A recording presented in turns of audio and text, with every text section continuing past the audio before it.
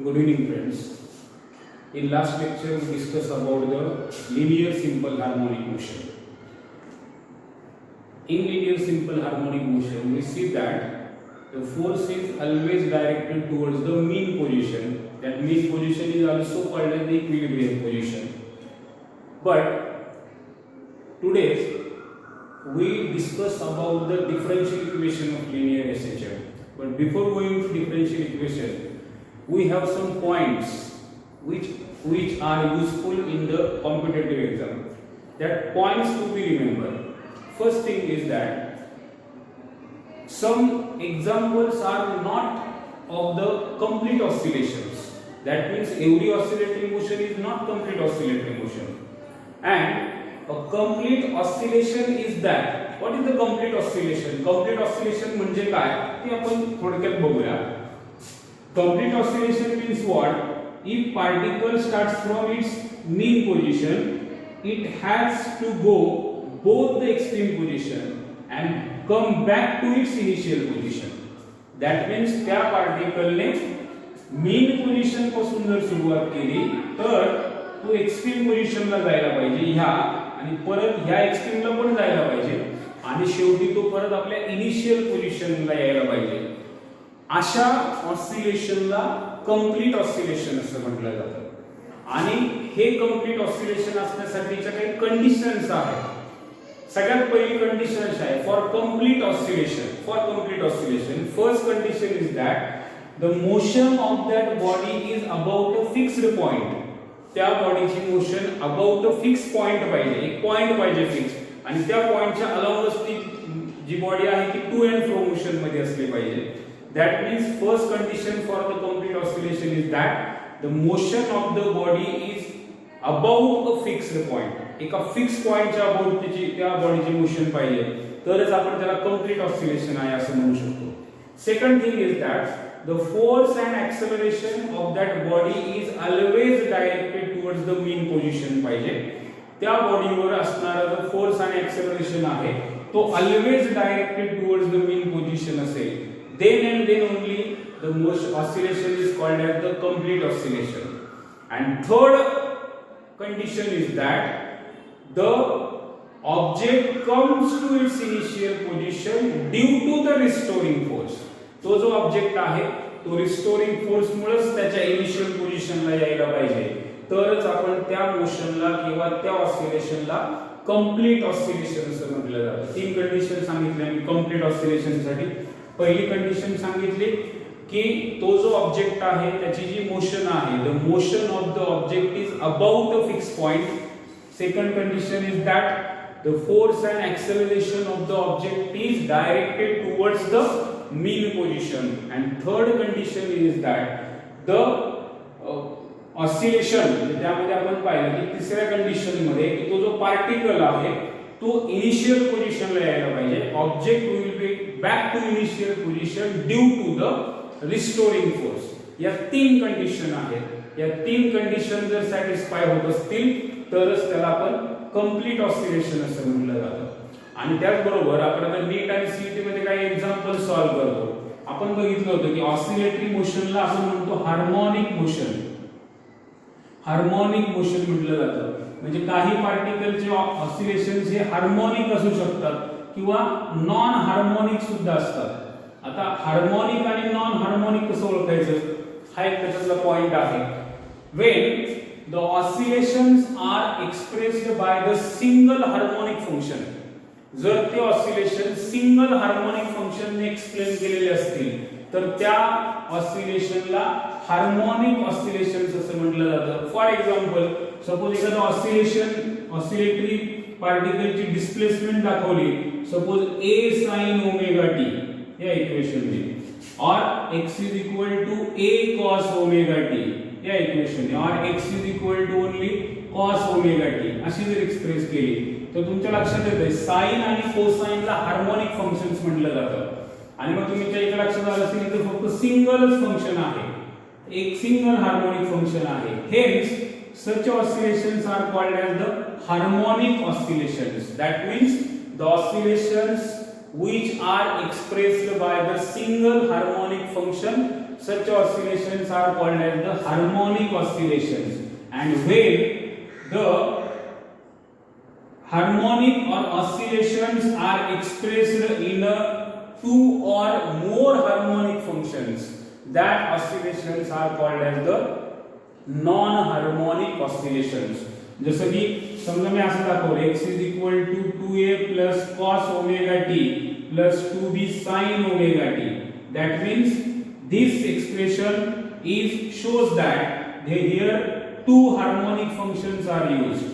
Two or more than two, दोन किंवा दोन पेक्षा जास्त हार्मोनिक फंक्शन जर वापरलेले असतील तर अशा ऑसिलेशन्सला नॉन हार्मोनिक ऑसिलेशन्स असं म्हटलं जातं. म्हणजे आपण मी काय सांगितलं तुम्हाला तर ऑसिलेशनचे सुद्धा त्यामध्ये हार्मोनिकचे ऑसिलेशनचे दोन प्रकार आहेत.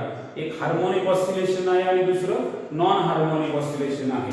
जर एखादी ऑसिलेशनचं इक्वेशन हे सिंगल हार्मोनिक फंक्शन एक्सप्रेस केलेलं असेल तर that is called as the harmonic oscillation. आणि जर एखादं ऑसिलेशनचं इक्वेशन जे आहे ते टू और मोर हार्मोनिक फंक्शन एक्सप्रेस केलेलं असेल तर त्याला नॉन हार्मोनिक ऑसिलेशन असं म्हटलं जातं. हे आहे नॉन हार्मोनिक. आणि हे जर तुम्ही बघितलं तर हे आहे harmonic, because here are only single harmonic function is used. So these are the points to be remember for the competitive exam. Competitive exam साठी जे हे काही पॉइंट्स आहेत ते मी तुम्हाला सांगितले. Now let's discuss about the next topic, that is called as the differential equation of the SHM. Then what is the differential equation of SHM? Let us see. And how to derive the differential equation? Let us see. Differential equation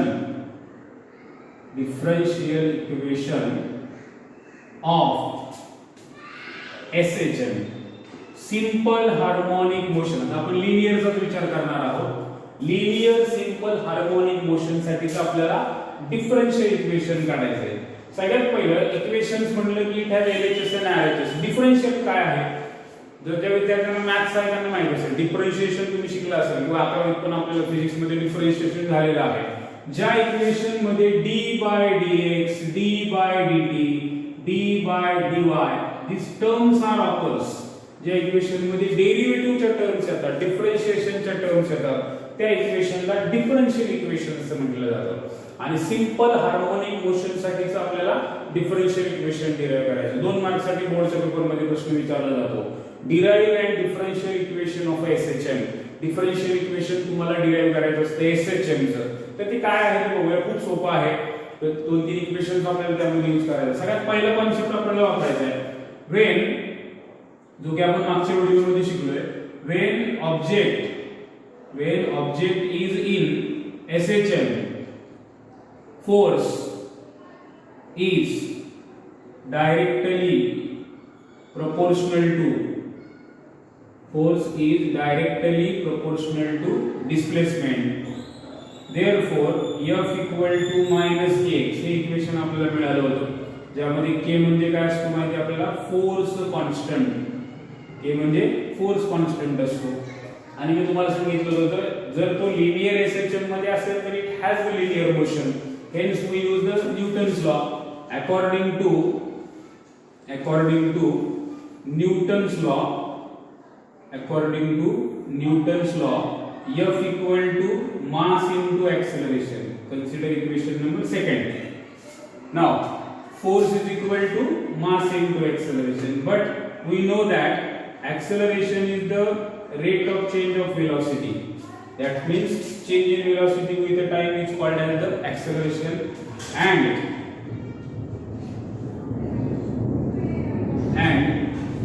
v is the dx by dt. That means velocity is the rate of change of displacement with the time. त्या दोन्ही इक्वेशनला मी जर एकत्र केलं तर मला असं मिळेल a equal to d by dt of dx by dt. असं इक्वेशन मिळेल आपल्याला. परत एकदा पहा, acceleration is the rate of change of velocity with the time. That means a equal to dv by dt and v equal to dx by dt. आपल्याला माहिती आहे त्या दोन्ही इक्वेशनचा मी उपयोग केला, हे dx by dt मी इथे ठेवलं, तुम्हाला मिळतं a equal to d by. Now this will be d square x by dt square. तुम्ही जर हे याच्यामध्ये वापरलं, सपोज सेकंड इक्वेशन, हे थर्ड इक्वेशन, तर सेकंड आणि थर्ड वरून काय मिळेल, from second and third f equal to m into d square x by dt square. Consider equation 4. Now see equation first and equation 4 दोघांची LHS सेम आहे. LHS same म्हणल्यावर RHS same असणार. m into d square x by dt square is equal to minus kx. कशावर मिळालं, from first and 4. Now इथे जर तुम्ही बघितलं हे equation m d square x by dt square plus kx होईल का, हे माइनस kx ला इकडे गेले तर प्लस होईल, equal to 0. Now divide throughout by m ने डिवाइड केले तर d square x by dt square plus k upon m into x equal to 0 into 0. हे इक्वेशन मिळतं आपल्याला. बट या ठिकाणी लक्षात ठेवायचं k अपॉन m हे ओमेगा स्क्वेअर असतं, त्याला अँग्युलर फ्रिक्वेन्सीचं स्क्वेअर म्हणतात. आणि मग इक्वेशन मिळतं d square x by dt square plus omega square x equal to 0. This is called as the differential equation of SHM. मी तुम्हाला सांगितलं होतं डिफरन्शियल इक्वेशन मध्ये d बाय dx च्या टर्म येतात. तर तुम्हाला इथे लक्षात आलंय d square x by dt square plus omega square x. तर हे आपल्याला त्या ठिकाणी differential equation of linear SHM मिळतं. अशा पद्धतीने आपण डिफरन्शियल इक्वेशन जे आहे ते डिराइव्ह करू शकतो. आता या डिफरन्शियल इक्वेशन मध्ये तुम्ही इथे 2 आलेला आहे म्हणून त्याला सेकंड डिग्री डिफरन्शियल इक्वेशन सुद्धा म्हटलं जातं. मॅथमॅटिकल टर्म मध्ये तुम्हाला नंतर लक्षात येईल. या डिफरन्शियल इक्वेशनचा उपयोग करून आपण लिनियर सिंपल हार्मोनिक मोशन मध्ये असणारा जो ऑब्जेक्ट आहे त्याची डिस्प्लेसमेंट काढू शकतो, त्याची वेलोसिटी काढू शकतो आणि त्याचं ऍक्सेलरेशन काढू शकतो. म्हणजे आपल्याला नेक्स्ट काय पाहायचंय, तर from this differential equation we can obtain the expression for acceleration of the particle, velocity of the particle and displacement of the particle performing SHM. जो ऑब्जेक्ट SHM परफॉर्म करत असेल त्या ऑब्जेक्टचे आपण ऍक्सेलरेशन काढू शकतो, डिस्प्लेसमेंट काढू शकतो आणि वेलोसिटीचे एक्सप्रेशन आपण फाइंड आउट करू शकतो या इक्वेशन सोबत. तर ते आपण पुढच्या लेक्चर मध्ये बघूया. तर अशा पद्धतीने आपण डिफरन्शियल इक्वेशन जे आहे 2 मार्क्स साठी बोर्डच्या पेपर मध्ये तुम्हाला हे विचारलं जातं. So let us stop here and next we will see in the